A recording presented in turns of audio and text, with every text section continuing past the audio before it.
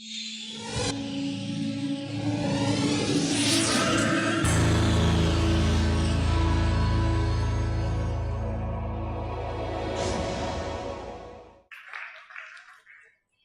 you can see, our next talk is going to be given to us by a trio of women. Heading the trio is Dr. Cynthia Edwards, who is on faculty here at Meredith in the psychology department, and she engages in research with topics like the history of psychology and the role of social networks in the lives and development of girls and women. She has two of her student researchers with her.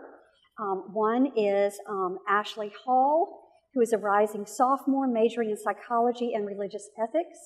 She hopes someday to be a child psychologist, specializing in children with disabilities, physical or learning. Chelsea Wetruth is a senior psychology major and a mathematics minor. She is also involved in Meredith Theater. She's a dancer, and she hopes to go to graduate school. So let's welcome Dr. Edwards, Chelsea, and Ashley.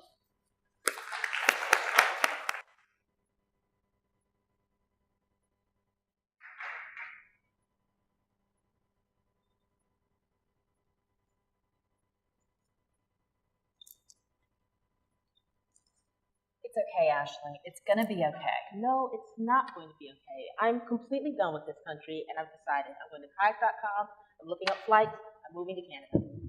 I'm sorry, what's going on here? Ashley's moving to Canada. Oh, okay. Why? Politics? Okay, you have to explain this. All right, I was watching C-SPAN. Why? Why do you always ask me that? It's a bad habit. Anyway, I was watching C-SPAN, and there was a talk about climate change, so I was interested. The problem is, as I was listening, there was nothing but arguing and posturing, and it's really scary to think that these are the people that are leading our country. It is really scary, isn't it? Yeah. Terrifying.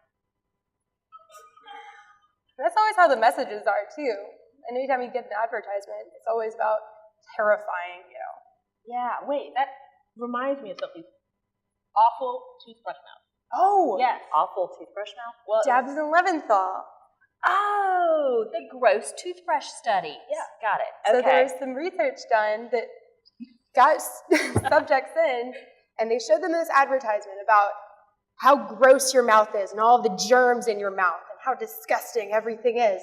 And then they immediately gave them a solution and said, if you buy this toothbrush, this will solve this problem. And people were way more inclined because they got this fear-inducing message and then immediately got a solution to that problem to go out and buy that toothbrush.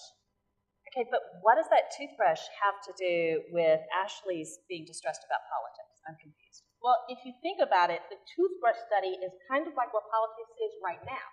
Every single politician says that they are the toothbrush that's going to clean up the mouth of politics. And of course, in the mouth of politics is the other side. Got it.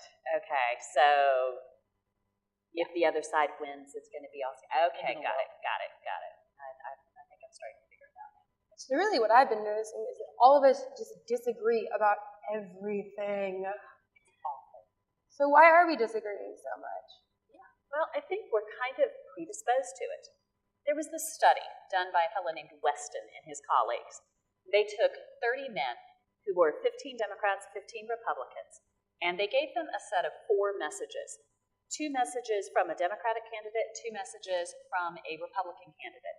And the messages were mutually contradictory messages, like, I always supported the Iraq War, I always opposed the Iraq War.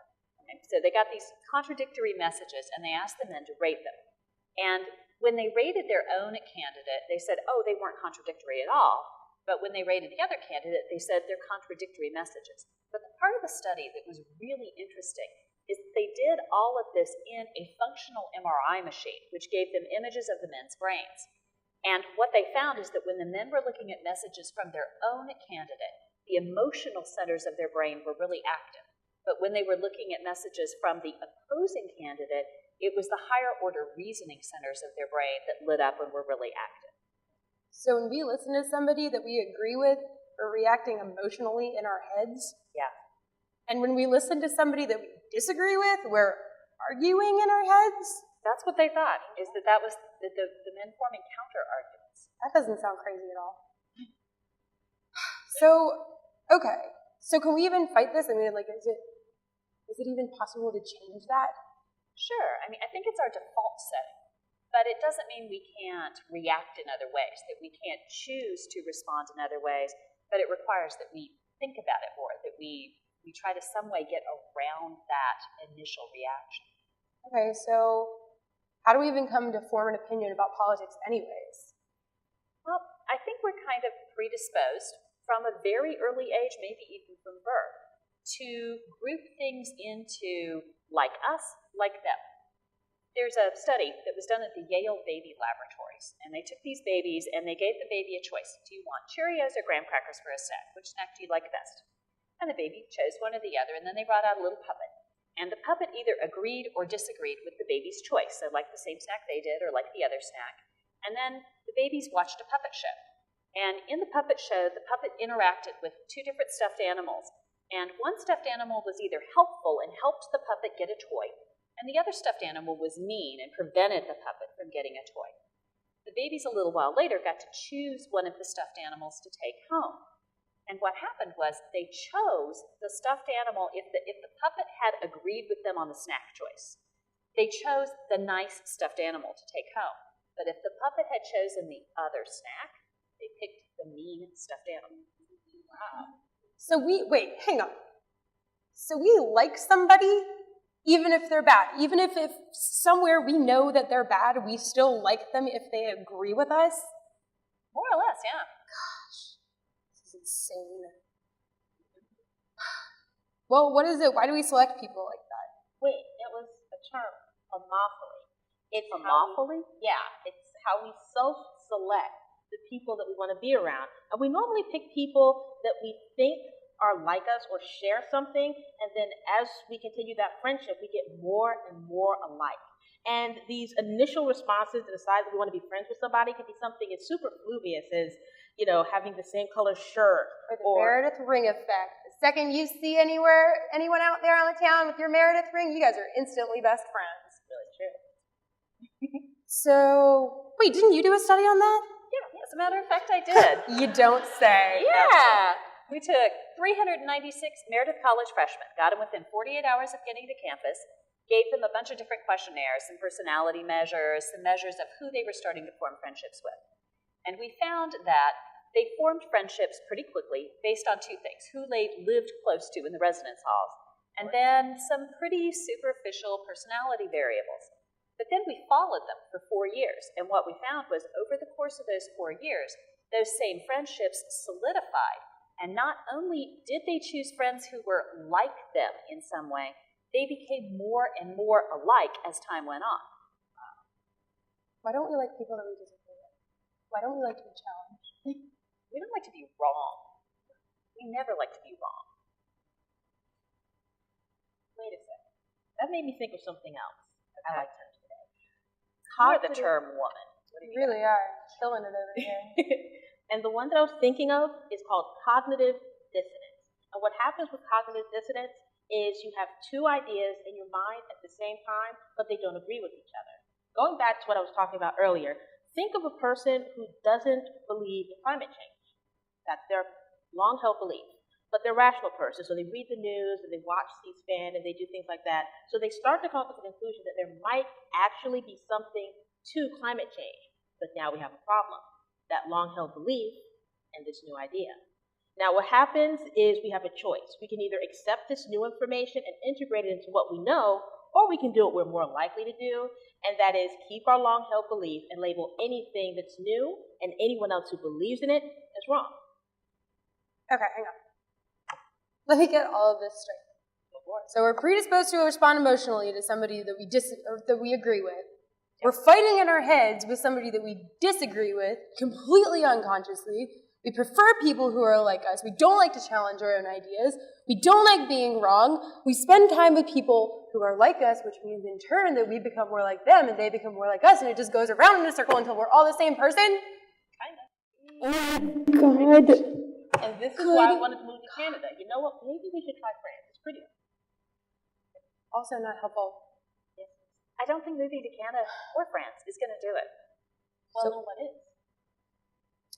I remember a study that we were talking about in class by Aronson and Bridgman, the jigsaw classroom. The jigsaw classroom. Okay. So they took kids in a newly integrated Texas school, and they observed these kids in a normal classroom, and they found that these kids, because there was one expert, and that was the teacher, and that was the only person who was authorized basically to give out any sort of reward, every time a kid raised their hand to answer a question from the teacher, every other kid in that classroom wanted that kid to fail, which was just breeding other kinds of bad feelings that were racist and prejudiced and just hateful. So Aronson and Bridgman broke these kids up into groups of equally racially diverse groups of students, and they told them that they had a quiz at the end of the week on this material, and that every kid was in charge of one section. So they had to teach each other that piece. So every kid in the group became an expert. And because everybody became an expert, they all learned empathy, and they all learned that in order for me to succeed, everyone else has to be successful. So I need to help somebody else to be successful so that I can be successful. And there was a word for it, and I'm just, what is the word? You know, I know it. It's mutual interdependence. There it is. So mutual interdependence as a way to move out of this quagmire. Yeah, because when you think about it, where we are right now is a jigsaw classroom.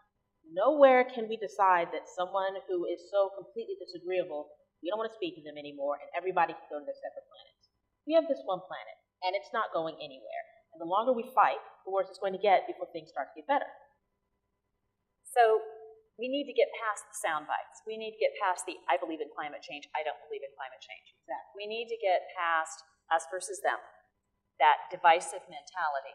And we need to elevate the level of discourse. We need to move forward in a way that doesn't oversimplify, even though that's sort of our cognitive default. That's where we start. Yeah. You know, we want to make it simple. We want to make it a soundbite. We want to say, this is our idea, and that's their idea, and they're different, and there is nothing that can bring these two ideas together. You're always wrong, I'm always right. Because things are complicated. I mean, complexity is the nature of the game, and complexity is not a bad thing. We need to learn to embrace that complexity. Yeah. So how are we going to do that? We need to check ourselves. Yeah, we really do. Because, you know, when you have that friend, that really political friend in the room, and, for example, you're on Facebook, and that friend is starting to write some things during elections that are kind of, well, political. What we can do is we can kind of pull that friend aside and help them see that what they're doing, while it might feel really great at the moment, at the keyboard in front of you, say what's on your mind and really give it to that other side. We're not helping anything. And if you don't think you have that overly political friend who says these sorts of things, might be you. We need to make a deliberate choice to listen to other people, too. Exactly. Because these issues are so complex, we need to make sure that we understand all the sides and the benefits and cons of all of them. But at the end of the day, we're not the ones that are actually putting those laws into place. So we need to do something to impact our politicians as well. We need to make sure that politicians are not just being rewarded for being in their party.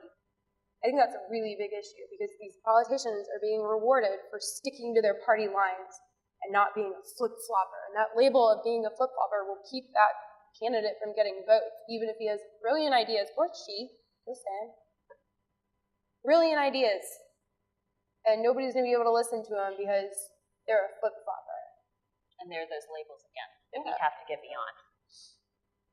Politicians get rewarded by votes and money. So how can we impact votes and money?